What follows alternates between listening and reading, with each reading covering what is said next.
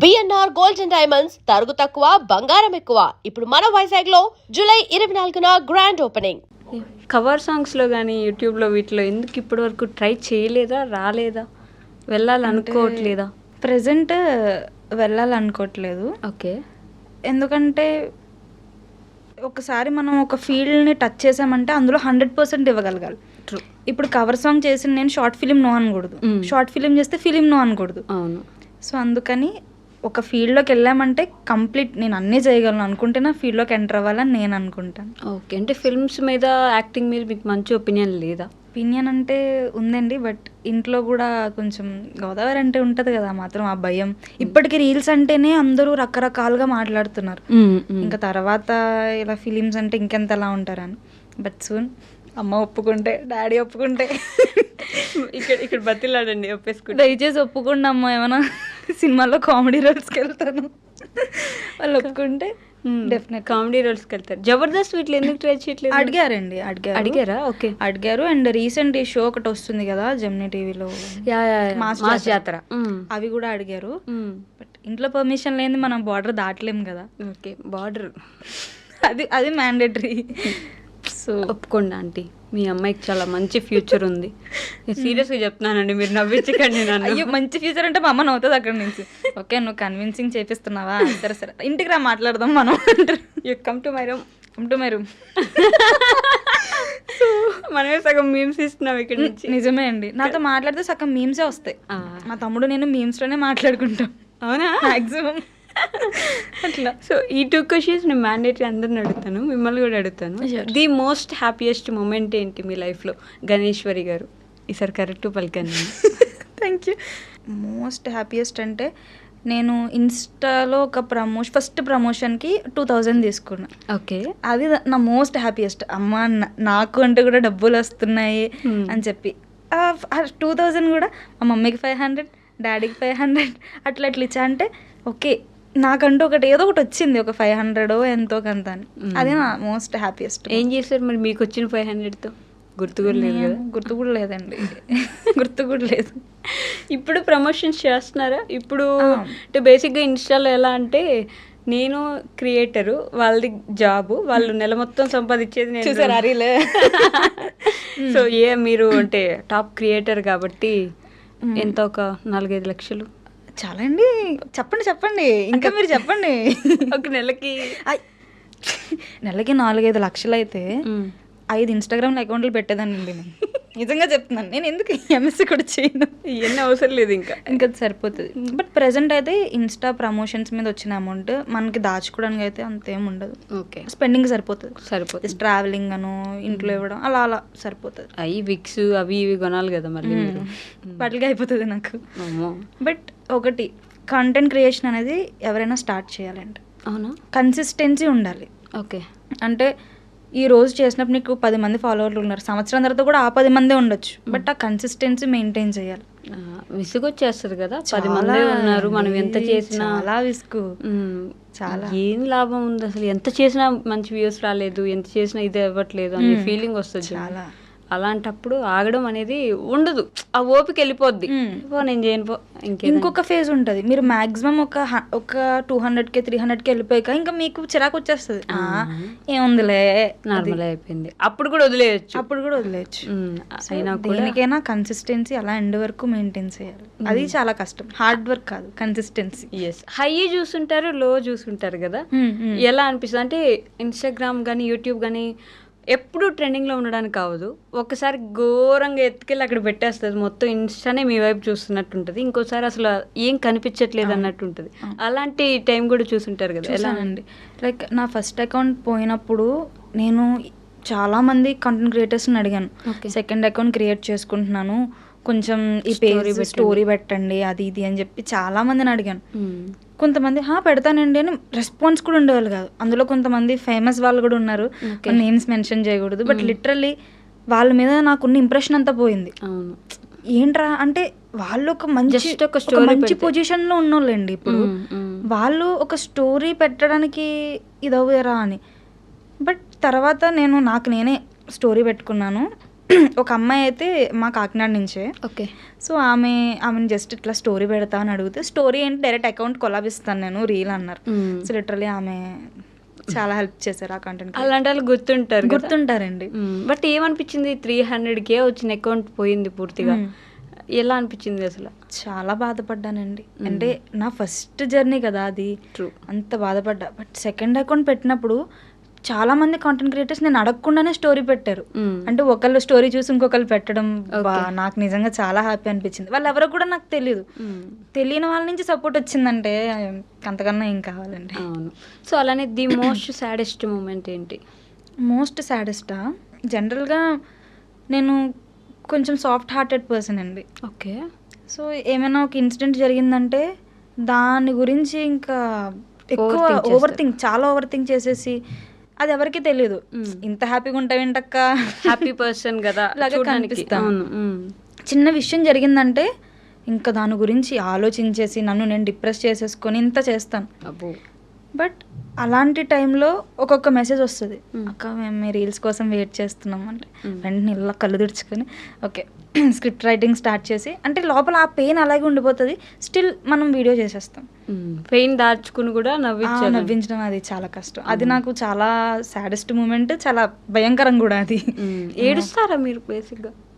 అంటే ఎప్పుడు నవ్వుతూ ఉండే పర్సన్స్ ఎక్కువ ఏడుస్తారు, ఎక్కువ వాళ్ళే బాధపడతారు అని అంటూ ఉంటారు. నిజమండి. మీ చుట్టూ మీరు ఎవరినైతే ఎక్కువ నవ్వుతూ చూస్తారో వాళ్ళు ఏడ్చేంత ఎవరు ఏడవరు. అది నిజం. మీ చుట్టూ ఏడ్చే వాళ్ళని చూసారంటే వాళ్ళు నవ్వుతారు, వాళ్ళకి నార్మల్గా అలవాటు అవుతుందేమో, కానీ నవ్వించే వాళ్ళు చాలా బాధపడతారు. నేను చాలా మందిని చూసాను అలాగా. ఓకే, అందులో మీరు కూడా ఒకరు. ఒకప్పుడు అప్పుడు కొంచెం తెలియక చిన్న చిన్న విషయాలను కూడా సీరియస్ తీసేసుకొని అంటే మనకి ఒక ఏజ్ వచ్చే వరకు తెలియదు కదండి. సో చిన్న చిన్న విషయాలు, వాడు ఎవడో ఏదో తిట్టాడానో ఏదో కామెంట్ పెట్టాడానో దాని గురించి 4 రోజులు ఏడ్చే అంత సీన్ చేసేదాన్ని నేను అప్పుడు. ఓకే. సో లెటర్ ఇంకా అన్నీ అలా. సో అలా ప్రతిదానికి ఏడ్చే దగ్గర నుంచి ఇప్పుడు చాలా స్ట్రాంగ్ అయిపోయారా? చాలా స్ట్రాంగ్. ఇప్పుడు ఎవరు వచ్చినా ఏదొచ్చినా గోడలాగా. అంటే ఇప్పటికే ఏడుస్తాను కానీ చిన్న చిన్న తెలిసిలాగా ఏడవను. ఓకే. ఇంతకు ముందు ఏంటి, నేను ఏడ్చానంటే ఎవరో ఒకరు కావాలి నాకు సపోర్ట్, ఎవరో ఒకరు నన్ను ఓదార్చాలి, ఏదో ఒకటి చెయ్యాలి. బట్ ఇప్పుడు కాదు, ఇప్పుడు అట్లా ఏడ్చినా సరే నాకు నేను సర్వైవ్ అవ్వగలను. ఓకే, నేను టైం పెట్టుకుంటాను, ఒక అరగంట సేపు నేను ఏడవాలి. సీరియస్లీ నిజంగా అండి, నేను ఏడుపు మొదలెట్టినప్పుడు టైం చూసుకుంటాను. ఒక్కొక్కసారి ఇట్లా మొబైల్ చూసి వీడియో కూడా తీసుకుంటాను ఎలా ఏడుస్తున్నాను. సాడ్ సాంగ్స్ పెట్టుకుని ఏడుస్తుంటారు కదా, ఊరుకో హృదయమా. సో ఏడవడాన్ని కూడా కామెడీ చేసేసుకున్నా ఇప్పుడైతే. ప్రతిదీ ఇంకా నవ్వుతూ వెళ్ళిపోవాలండి అంతే. బికాస్ ప్రతిదీ మీరు ఎప్పుడైతే సీరియస్ తీసుకుంటారో అది ఇంకా సీరియస్ అవుతుంది. అంతే, మనం వన్స్ ఒక ఫీల్డ్లోకి ఎంటర్ అయినా కామన్, మనుషులం కదా, ఎమోషన్స్ ఉంటాయి, మనం పట్టించుకోకుండా. కానీ ఏడుపును వదిలేండి అనట్లేదు, ఏడవాలి, ఏడండి, ఖచ్చితంగా ఏడండి, కానీ ఏడ్చిన వెంటనే నవ్వండి. ఏడ్చిన వెంటనే నవ్వండి, ఇంత టైం పెట్టుకోండి, ఏడవండి, ఆపే, ఇంకా అంతే అంతే. ఆ పర్టికులర్ ఫేజ్లో మీరు బాధపడిపోండి. అంటే నాకైతే నేను నైట్ అనమాట, నేను నైట్స్ బాధపడతాను, డే టైమ్స్ బాధపడను. నైట్స్ అందరూ పడుకుంటారు కదా, ఓకే. సో నైట్ ఇంత టైం పెట్టుకుంటాను, అప్పుడు ఏడ్ చేస్తాను, బాధపడిపోతాను, ఏముంటే అన్ని మొత్తం అన్ని తీర్చేసుకుంటారు. దిండుకు చెప్తారా మొత్తం? నేనే మిర్రర్ ముందు మాట్లాడుకుంటాను. ఓహో, మీకు మీరు మాట్లాడుకుంటారు. ఏంటి అసలు, ఏంటి ఎందుకు అవసరం ఏముంది? అయ్యో మీన్స్ ఇప్పుడు అలా కాదురా పిచ్చోడా, అలా కాదురా పిచ్చోడా, అయ్యో అట్లా అలా నవ్వుతూ ఏడుస్తూ అన్నీ అయిపోతాయి. బట్ సీరియస్లీ అలా ఏదైనా మనకి సాడ్ ఉన్నప్పుడు, అవసరమైనప్పుడు మనిషి పక్కన ఉంటే బాగుంటుంది అని అనిపిస్తుంది కదండి. మనం మనుషులమండి, డెఫినెట్గా మనకి ఒక మనిషి కావాలి పక్కన. ప్రతిదీ నేను ఒంటరిగా చేసేసుకుంటానంటే అవ్వదు. బట్ ఆ పెట్టుకునే మనిషికి కూడా మీరు ఇంటర్వ్యూ చేసుకోవాలి, ఈ మనిషి కరెక్టా, ఈ మనిషి కాదా, ఈ మనిషి కాదా అని చెప్పి. ఇది చాలా పెద్ద విషయం తెలుసా బేసిక్గా. మన పక్కనే ఉంటూ మనల్ని మోసం చేసే చాలా మంది, వెనక నుంచి వెన్నుపడి పొడిచే వాళ్ళు చాలా మంది ఉంటారు. అది మనం ఒక మనిషిలో ఒక మిస్టేక్ కనిపించింది, వాడు ఏదో తప్పు చేస్తున్నాడు అనుకోండి, మీ విషయం బయటకు వెళ్ళి చెప్పడం, రియాక్ట్ అవ్వద్దు, ఏం అవ్వకూడదు, వాళ్ళని తిట్టేసి కొట్టేసి మనం ఏం చేయకూడదు, జస్ట్ కట్ చేసేయడమే అంతే. జస్ట్ కట్ చేసి పక్క వెళ్ళిపోవడమే, రెస్పాండ్ అవ్వాలి సిచ్యువేషన్కి, రియాక్ట్ అయితే అవ్వకూడదు. మీ లైఫ్లో అలాంటి పర్సన్ ఎవరు? అంటే ఏం అవసరం వచ్చినా, ఎలా అయినా, ఏ సమయంలో అయినా పాజిటివ్గా మీ పక్కన ఉన్న వ్యక్తి ఎవరు? పాజిటివ్గా పక్కన ఉన్న వ్యక్తి ఫస్ట్ అయితే నేను డాడీ చెప్తానండి. ఎందుకంటే మా డాడీకి నేను ఏమున్నా ఫోన్ చేసి చెప్పేస్తాను. నేను ఎంత పెద్ద మిస్టేక్ చేయనియండి, లిటరల్లీ దారుణమైన మిస్టేక్ చేసిన నేను ఫోన్ చేసి డాడీ ఇలా డాడీ అని చెప్పేసి ఇంకా ఆ మూమెంట్ చాలా చిన్నపిల్లలు ఏడ్చేస్తాను. ఓకే. అది ఎంత పెద్ద తప్పైనా ఆయన క్షమించేస్తారు. ఆయన క్షమించడంతో నాకు మళ్ళీ ఆ తప్పు కాదు కదా దరిదాపుల్లో కూడా వెళ్ళాలనిపించదు. అది నిజం. సో నేను ఏ మిస్టేక్ చేసినా ఫస్ట్ అయితే మా ఫాదర్, సెకండ్ మా ఫ్రెండ్ ఒక అమ్మాయి ఉంటుండే ఆమె, ఇంకా అంతే. సో వాళ్ళిద్దరితో మ్యాక్సిమం. అమ్మ కూడా చేస్తారు కానీ అమ్మ ఫస్ట్ తిడతారు. నాకు తెలుసు ఫస్ట్ అమ్మ మీ నాన్న కూతురువి అనేస్తారు ఆ టైంలో. అయ్యో మా మమ్మీ ఇంకా ఏం తప్పు చేసినా నాకు తెలియదు మీ డాడీకి చెప్పుకో, నాకు సంబంధం లేదు. ఎవరు నా మాట వింటున్నారు వెళ్ళి మీ డాడీకి చెప్పుకో. మా డాడీకి మెల్లగా చెప్పుకునే టైంకి మా అమ్మ వస్తారు. మా అమ్మ వచ్చి ఇంకో 2 పాయింట్లు, ఇది ఒక్కటే కాదు ఇంకో కూడా ఉంది. అమ్మో ఒక టీం అయిపోరా అమ్మ కూతురు నాన్న సరిపోయారు అనేలాగా. మ్యాక్సిమం తమ్ముడు అమ్మ, నేను డాడీ. నేనే ఎంత ఏ మిస్టేక్స్ చేసినా నాకు అర్థమయ్యేలాగా అన్నీ చెప్పేదైతే డాడీయే. ఆ మిస్టేక్ చేయకుండా భయం పెట్టేదైతే అమ్మ. ఓకే. సో ఇద్దరు అలా బ్యాలెన్స్ చేయడం వల్ల స్టిల్ ఇట్లా అలా ఉన్నారు. బట్ ఇన్స్టాలో మీకు ఏమంటారు ఈ మధ్య కాలంలో ఇది ఒక ట్రెండ్ నడుస్తుంది. మీ ఫేవరెట్ ఇన్ఫ్లుయెన్సర్ ఎవరో ట్యాగ్ చేయండి, మీ ఫేవరెట్ క్రియేటర్ ఎవరో ట్యాగ్ చేయండి, వాళ్ళు రిప్లైస్ ఇస్తారేమో చూద్దామని చెప్పి మిమ్మల్ని చాలా మంది ట్యాగ్ చేస్తూ ఉంటారు కదా. ఎలా అనిపిస్తుంది వాళ్ళందరూ అలా అభిమానిస్తారు? అది చెప్పలేమండి ఆ ఫీలింగ్. అసలు వాళ్ళకి నేను ఎవరో కూడా వాళ్ళకి తెలియదు, నా పర్సనల్ లైఫ్ తెలియదు, ఏం తెలియదు. వాళ్ళు ఇచ్చే ఆ లవ్కి ఆ సపోర్ట్కి ఎప్పుడైనా బయట గుర్తుపట్టి అంటే ఫ్యాన్ మూమెంట్ కూడా వియర్డ్గా కొంచెం అరే బాబు ఏంటి ఇలా కూడా ఉంటారా ఫ్యాన్స్ అలా అనిపించే మూమెంట్ ఏమైనా ఉందా? అలా అనిపించే మూమెంట్ అంటే కొంతమంది మంచిగా రెస్పాండ్ అవుతారు. బయట మనల్ని చూసినప్పుడు గణేశ్వరి కదా సెల్ఫీ తీసుకుంటారు, మంచిగా రెస్పాండ్ అవుతారు. మ్యాక్సిమం అక్క అక్క అక్క అనే అంటారు. ఓకే, బాగా రెస్పాండ్ అవుతారు. ఇంకొంతమంది నేను ఇక్కడ ఉంటే వాళ్ళు ఇంకొంచెం డిస్టెన్స్ ఉండి అదిరా రీల్స్ చేస్తుంది కదా అంటే, అదంటే ఏంటి నేను వాళ్ళ ఇంట్లో ఉంటున్నానా, వాళ్ళ చెల్లినా అక్కనా? సో అలా ఇలా తీసి పడేస్తుంటారు కొంతమంది. చాలా రేర్. అలా ఒక 3 అవుట్ ఆఫ్ 10లో ఒక 2-3 మెంబర్స్ ఉంటారు అట్లా. వాళ్ళని చూసినప్పుడు నేను ఇంకా దరిదాపుల్లో కూడా వెళ్ళను. సర్లే ఇంకా వాళ్ళ మైండ్ సెట్ని మనం మార్చలేమండి. సో ఇంకా మనమే పక్కెళ్ళిపోవాలి better. So you being a 20 years women, 16 to 18 years ఉన్న అమ్మాయిలకి మీరు ఇచ్చే ఒక సజెషన్ ఏంటి? అంటే ఇప్పుడే వచ్చి ఉంటారు కాబట్టి మీరు కూడా అక్కడి నుంచి మీరు చేసిందో చేయందో మీరు అర్థం చేసుకుందో వాళ్ళకి మీరు చెప్పాలనుకుంది ఏంటి? రాంగ్ స్టెప్స్ వేయకూడదు. డెసిషన్ తీసుకునే ముందు 16 yearsలో మీరు 16 years ఉన్నప్పుడు డెసిషన్ తీసుకుంటున్నారంటే ఒక 28 వచ్చిన తర్వాత ఆ డెసిషన్ ఎలా ఉంటుందో ఇప్పుడే ఆలోచించేసుకోవాలి. 10 సంవత్సరాల తర్వాత ఈ డెసిషన్ కరెక్టా కాదా మీరు 16 yearsలో ఆలోచించకూడదు. నాకు 20 years అనుకోండి, 30 yearsకి డెసిషన్ కరెక్ట్ అవుతుందా లేదా ఎప్పుడు లాంగ్ టర్మ్ ఆలోచించాలి. నేనైతే అదే అనుకుంటా. అంటే బేసిక్గా మన వాళ్ళందరూ మళ్ళీ పుడతామా ఏంటి అనే ఇదిలో బ్రతుకుతారు కదా. అంటే ఈరోజే బ్రతకాలి, ఈరోజే చేసేయాలి, ఈరోజే బ్రతకాలి ఏదైనా. అలా ఉండే వాళ్ళకి 10 years ఆలోచించడం అనేది కష్టమేమో కదా. కష్టం అంటే ఇంకా వాళ్ళు ఫేస్ చేయాలండి. అలా అయితే వాళ్ళు ఇంకా ఫేస్ చేయాలి, ఇంకంతే ఆప్షన్ లేదు. ఇప్పుడు అరే ట్రైన్ కింద పడితే నువ్వు చస్తావరా అని మనం చెప్పామనుకోండి, నేను ఎందుకు నమ్మాలి, నేను ట్రై చేస్తాను, ట్రై చేయాలి అంతే. మీ రీల్స్ లో కూడా ఒక రీల్ ఉంటుంది అట్లా, డిప్రెషన్ లో ఉన్నా అంటే ఉండు కాసేపు అక్కడ తిరిగి బిర్యానీ తిని షాపింగ్ చేసి వచ్చాయి మరి అయిపోయాకరా. ఇంకొంతమంది ఉంటాయండి నాకు డిఎమ్స్. ఎలా అంటే అక్క వాడు నన్ను మోసం చేశాడు, నేను అయినా ఇప్పుడు నేను వాడితే ఎలా ఉండాలంటే నాకు అర్థం కాక అడుగుతాను, మోసం చేసినప్పుడు ఎందుకుంటావు, అంతకన్నా రీజన్ లేదా నీకు? ఇంకా ఈ రిలేషన్ విషయాలకు వస్తే మాత్రం చాలా దారుణంగా ఉంటారు పాపం. చిన్న పిల్లలు రాంగ్ స్టెప్స్ తీసేసుకొని ఇంకొంతమంది రిలేషన్స్లో మారుతారు అని కొంతమంది ఉండిపోతారు. ఓకే, లైఫ్ వేస్ట్ అవుతుందండి, అంతే ఏముండదు. ఒక 2-3 years మీరు వేస్ట్ చేసుకున్నారంటే ఎన్ని చూసి ఉండొచ్చు ఆ స్పాన్లో మీరు.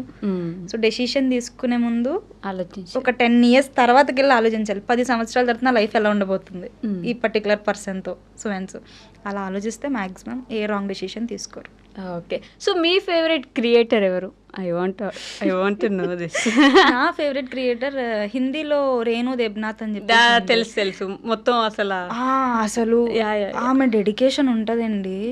రోడ్డు మీద రీల్స్ చేస్తారు, ఎక్కడైనా చేస్తారు. ఆ యాటిట్యూడ్ తో అసలు మనం ఇంకా ఒదిగిపోతుంది ఆవిడ ఫుల్ క్యారెక్టర్ గా మనం ఇంకా భయపడిపోతాం, అయ్యా ఈడు ఎవడ చూస్తున్నాడు బయట. బట్ ఆమె అలా కాదు, ఆమెకున్న ఫ్యామిలీ సపోర్ట్ కూడా అలాంటిదే. అవును. సో తక్కువ టైంలో అంత బాగా ఎదిగిన ఆమెనంటే ఆమె లిటరలీ ఆమెన ఇన్స్పిరేషన్ టైప్ అన్నమాట. ఒక అమ్మాయి ఒక అబ్బాయిగా కూడా చెయ్యొచ్చు అన్నట్టు. అవును, అబ్బాయిగా అసలు ఒదిగిపోద్ది, అసలు నిజంగా అబ్బాయి లాగే చేస్తుంది, బాగా ఎంత గమనిస్తుంది. అవునవును. సో మీ ఫ్యాన్స్ కి ఫైనల్ గా ఏం చెప్దాం అనుకుంటున్నారు? ప్రేమతో ఇస్తాను చూడబ్బా, పెడతాను చూడు, ప్రేమతో అబ్బా. సో నన్ను ఇక్కడ వరకు సపోర్ట్ చేసిన వాళ్ళందరికీ చాలా చాలా చాలా థ్యాంక్స్. ఎవ్రీడే మీకు నేను మంచి కంటెంట్తో వితౌట్ 18+ మీకు ఒక ప్యూర్ గోదావరి స్లాంగ్ని ఇంకా మంచిగా మీకు ఇంట్రడ్యూస్ చేస్తాను. అండ్ ఈ మంత్ నుంచి నేను కొత్తగా స్క్రిప్ట్స్ కూడా వేరేవి ట్రై చేశాను. ఐ థింక్ డెఫినెట్గా మన ఆంధ్రాలో ద బెస్ట్ స్క్రిప్ట్స్ అవుతాయి అనుకుంటున్నాను. అయ్యో ఫస్ట్ మిమ్మల్ని మీట్ అవుతా, అప్పుడు ఎస్ మళ్ళీ నన్నే మిమ్మల్ని మీట్ అవుతా, మీకు మాటిస్తున్నాను. నాకు మాటిస్తున్నా దేవసేన. ఓకే, సో అట్లా. సో వాళ్ళకైతే నేను చెప్పేది ఇదే. బట్ వన్ థింగ్, ఎటువంటి రాంగ్ డెసిషన్స్ తీసుకోవద్దు, ఆలోచించే నిర్ణయం తీసుకోండి. ఏజ్కి డెసిషన్కి లింక్ లేదు, ఏజ్కి రెస్పాన్సిబిలిటీకి మాత్రమే లింక్ ఉంది. సో మీ ఏజ్కి తగ్గట్టు ఆ ఏజ్లో ఏ రెస్పాన్సిబిలిటీ మీకు ఉందో దాన్ని కరెక్ట్గా చేసుకుంటే మీ లైఫ్ చాలా హ్యాపీగా వెళ్ళిపోతుంది. కరెక్ట్ పర్సన్ వాళ్ళు మన లైఫ్లోకి వస్తారు, వెయిట్ చెయ్యాలి. తొందరపడి రష్ అయిపోయి ఇంట్లో వాళ్ళని వదిలేసి బయటకు వెళ్ళిపోయి ఇలాంటి ఏ పనులు చేయకుండా జాగ్రత్తగా ప్రెజెంట్ దాని మీద ఫోకస్ చేయండి, అంతే. Wow, super. Thank you so much for coming here. 2 నిమిషాలు మా ఆయుష్ పెంచినందుకు జీవితంలో thank you so much for that also. మీ ఏజ్కి మించి ఒక 10 సంవత్సరాలు ముందుకెళ్ళి మాట్లాడుతున్నందుకు దానికి కూడా థ్యాంక్ యూ. బట్ మీలాంటి క్రియేటర్స్ ఎప్పుడు అలానే నవ్విస్తూ ఉండాలి.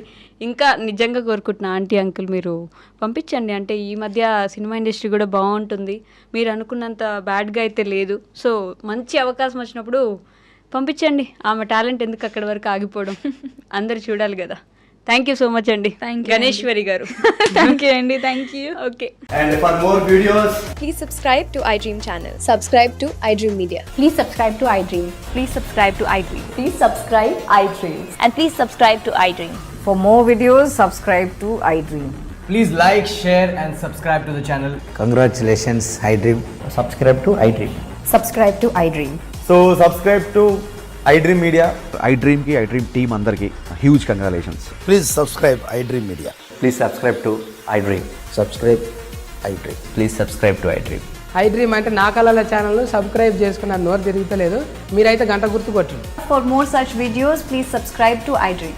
Subscribe to iDream. Please subscribe to iDream. Please subscribe iDream Media. Please do subscribe to iDream. Please subscribe to iDream Media. For best entertainment and information, please subscribe iDream. And don't forget to subscribe to iDream.